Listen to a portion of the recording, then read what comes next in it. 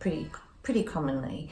The first is that the speaker makes assumptions about what the audience thinks based on what they think. So they haven't actually spent enough time thinking about what the audience cares about or believes. So it's all very well to say it's vital to address climate change. But if your audience is sitting there with big economic problems and they're thinking about the cost of it, you will not persuade them. So you have to be able to reach over past your own assumptions to what the audience is thinking and address that.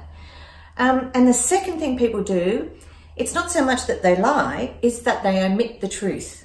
They'll omit the issue that stands between, or the problem that stands between them and connection with the audience. So they'll leave out the bad bit of the story. They'll leave out the failures in the project. They'll leave out the failings of the person who died. They'll leave out stuff that happened. And that's probably because they think, oh, it's too hard to say the negatives. But actually, when you address difficult issues in a speech, that's actually how you're going to make it powerful.